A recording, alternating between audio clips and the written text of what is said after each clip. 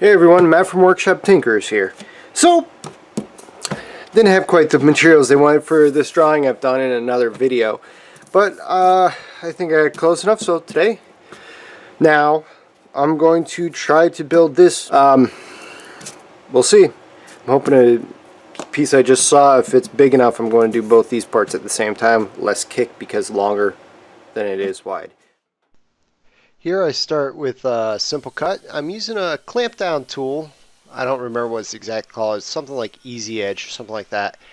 Amazing tool to use. But anyways, making a quick cut, and I'm finding out that my circular saw is very much not square. That's why I keep going back and trying to cut better and all that kind of fun stuff, but it's very much not square. There are so many things wrong with this cut. Anyways, I have to unplug, fix it, and I'll be back in a few. So, that was my tool not being aligned. Woo! Pain in the butt. Let's try this again.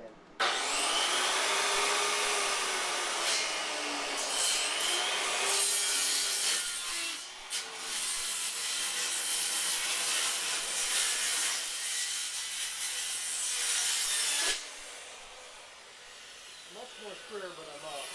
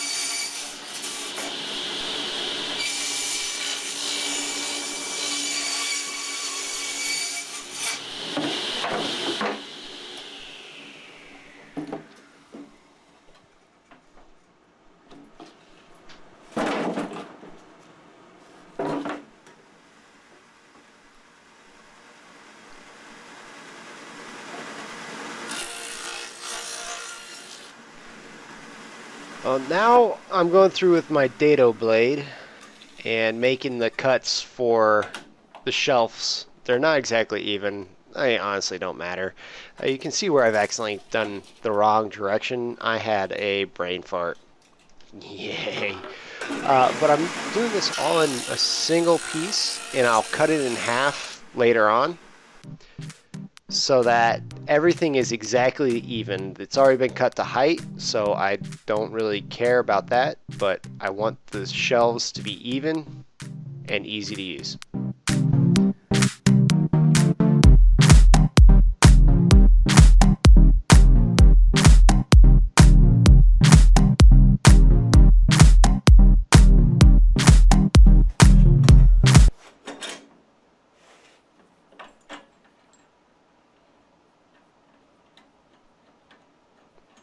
Just do a quick change back to a normal blade. Now, getting rid of the dado blade, and I can actually start to finish up my final cuts.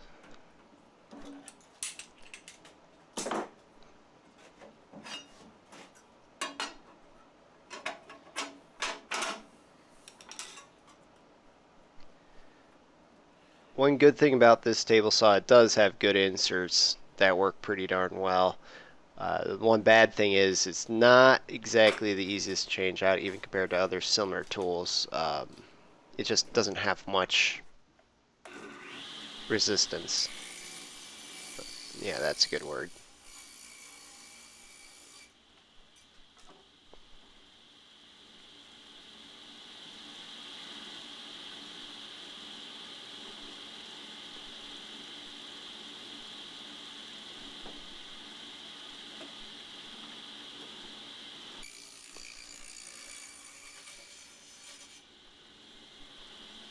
Now I'm cutting everything to depth. That first piece was either the top or bottom. Not sure which.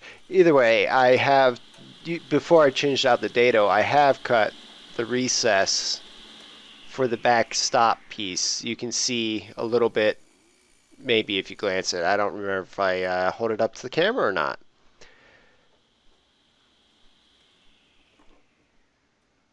Right there at the top towards my fingers, parts of it's broken off, but I'm cutting it to width. Now everything should be done.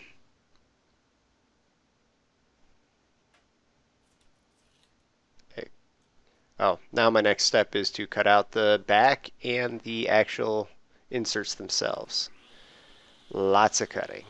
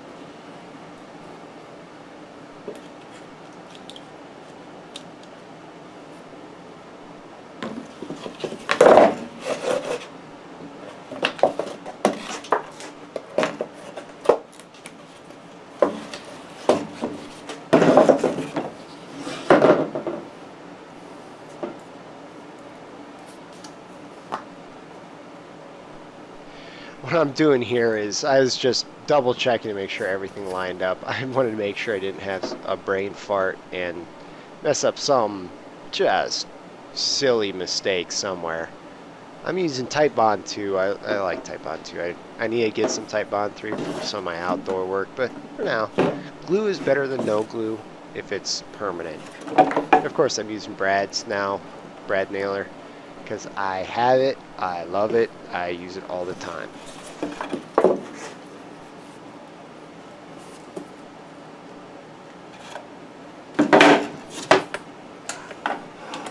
The only thing I can say I do different after the fact now is put down paper on the table or don't do it on the circular saw. It took me forever to clean the glue off because it did leak, got everywhere. It instantly dried, and it was just a royal pain.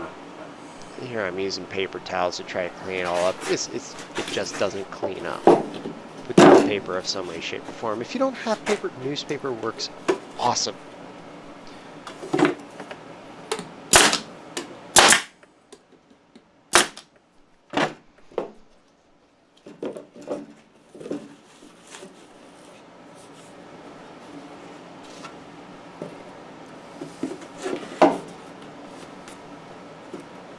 Yep, there. I just realized that it dried and I'm going to have to spend some time cleaning. Joys of not thinking ahead.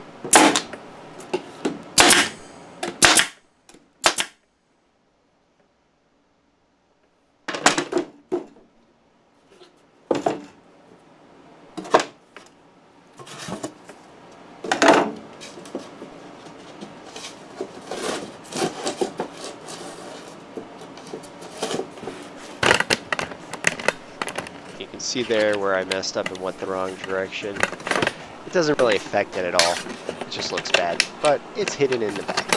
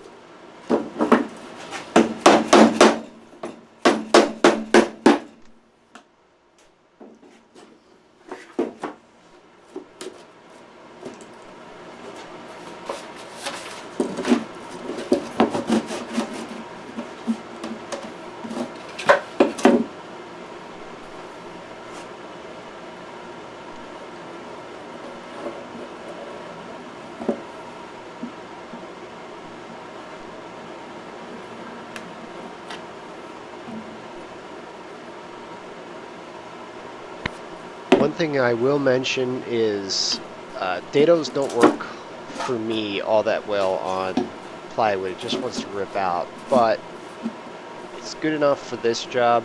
In the future, I think I'm going to start using hardwood more, even cheapo pine of some sort. I think holds up better when doing weird cuts like that, but in this instance it worked fine.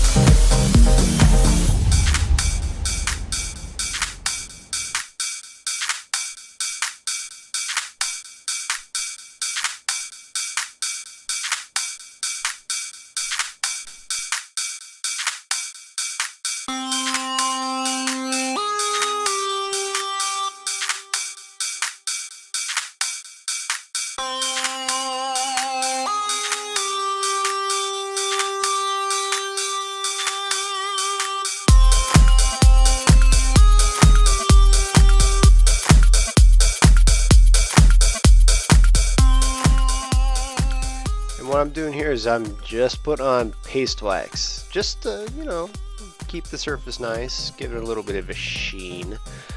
It's not necessary, but I think it looks better. It definitely makes the slides work better.